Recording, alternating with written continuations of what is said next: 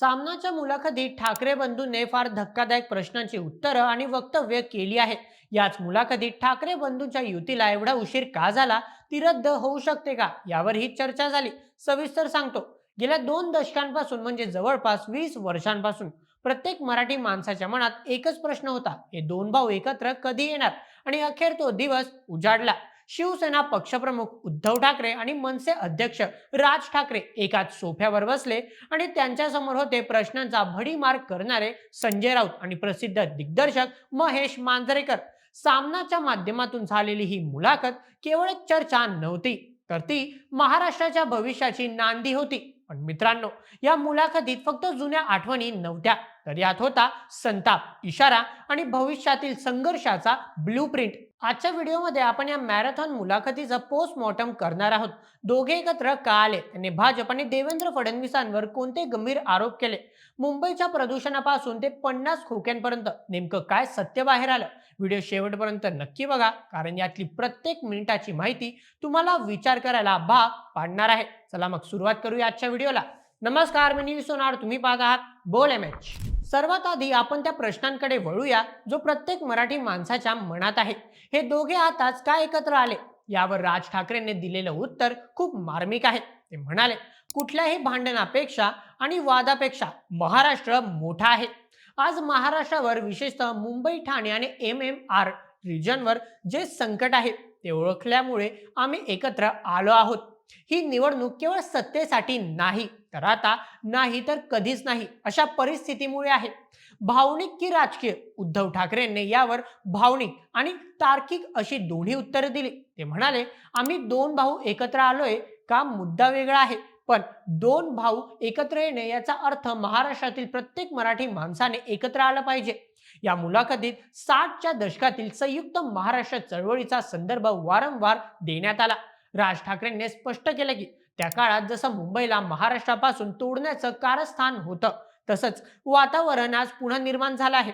बाहेरून येणारे लोंढे, रोज येणाऱ्या 56 ट्रेन आणि ठाणे जिल्ह्यात वाढलेल्या 8 ते 9 महानगरपालिका, हे चित्र काय सांगते?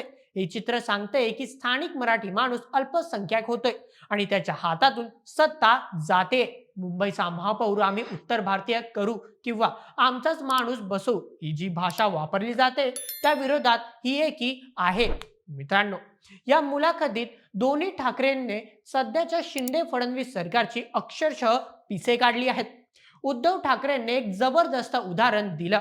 ते म्हणाले, हे सगळे ससाणे आहेत. मालकाच्या हातावर बसून पक्षी मारून आणणं हे ससाण्याचं काम असतं. त्यांचा आरोप स्पष्ट होता.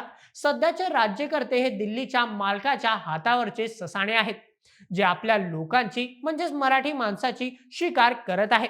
राज ठाकरेंनी सुद्धा सडेतोड शब्दात सांगितलं की हे बसवलेली माणसं आहेत. बसवलेला माणूस फक्त धन्याचं ऐकतो. त्यांच्या मते महाराष्ट्राला सध्या मुख्यमंत्री नाहीये, तर भाजपला मुख्यमंत्री आहे, जो फक्त दिल्लीच्या आदेशावर चालतो. देवेंद्र फडणवीसांवर करप्शन आणि कन्फ्युजनच्या आरोपाला उत्तर देताना राज ठाकरेंनी विचारलं, 50 खोके म्हणजे 50 कोटी, 40 आमदारांचे 2000 कोटी रुपये कुठून आले? हे बँकेतून लोन काढून आणले होते का? हा सवाल थेट भाजपच्या नैतिकतेवर घाव घालणारा आहे. त्यांनी स्पष्ट केलं की स्वतः भ्रष्टाचारात बरबटल्याने दुसऱ्याकडे बोट दाखवणे. व्हिडिओच्या तिसऱ्या भागात आपण मुंबईच्या भीषण वास्तवाकडे वळूया, ज्यावर महेश मांजरेकर आणि संजय राऊतांनी प्रश्न विचारले. महेश मांजरेकरांनी एक सामान्य मुंबईकर म्हणून आपली व्यथा मांडली. आज मुंबईत राहायला लाज वाटते. प्रदूषण, ट्रॅफिक आणि अनियंत्रित विकासामुळे शहर राहण्यायोग्य उरलेलं नाही. यावर उद्धव आणि राज ठाकरे यांनी जे सांगितलं ते धक्कादायक आहे. चला एक एक करून सविस्तर समजूया. सर्वप्रथम अडाणी फॅक्टर. उद्धव ठाकरेंनी थेट आरोप केला की मुंबईच्या मोक्याच्या जमिनीच्या एकाच उद्योगपतीच्या म्हणजेच गौतम अडाणीच्या घशात घालण्याचं काम सुरू आहे. एकेकाळी सबभूमी गोपालकी होतीये, आज सबभूमी अडाणीकी झाली आहे. त्यानंतर द्वितीय, अनियंत्रित विकास. राज ठाकरेंनी सांगितलं की DP बनतो पण टाउन प्लॅनिंग होत नाही. कुठेही टावर्स उभे राहत आहे, पण पाणी, रस्ते आणि सांडपाण्याची सोय नाही. त्यानंतर तृतीय, ड्रग्सचा विळखा. संजय राऊतांनी ड्रग्सच्या मुद्द्यावर लक्ष वेधलं. गुजरातच्या मुंद्रा पोर्टवरून ड्रग्स येतात आणि महाराष्ट्रातल्या गल्ली बोळात पोहोचतात. शालेय विद्यार्थ्यांपर्यंत ड्रग्स पोहोचले आहेत आणि सरकार क्लीन चिट सूट देते. उद्धव ठाकरेंनी याला मराठी माणसाचे डेथ वॉरंट म्हटले आहे. कारण जर अशाच प्रकारे जमिनी विकल्या गेल्या आणि लोंढे वाढत राहिले तर मराठी माणूस मुंबईतून हद्दपार व्हायला वेळ लागणार नाही. तर मित्रांनो, ही मुलाखत म्हणजे फक्त राजकीय चर्चा नव्हती, तर ती महाराष्ट्राच्या भविष्याची चिंता होती. ठाकरे बंधू एकत्र आलेत, पण ते विचारतायत, तुम्ही म्हणजेच मराठी जनता पेटून उठणार आहात का की नाही? राज ठाकरेंनी शेवटी सांगितलं की देवी देवता 33 कोटी आहेत, पण ते हे सगळं का पाहत बसले हा प्रश्न त्यांना पडतोय. ही एकी आगामी निवडणुकांमध्ये काय चमत्कार घडवेल? मराठी माणूस या हाकेला साथ देईल का? आणि सर्वात महत्वाचं, शिंदे फडणवीस सरकार या ठाकरे पॉवरला कसं तोंड देईल? तुम्हाला काय वाटतं?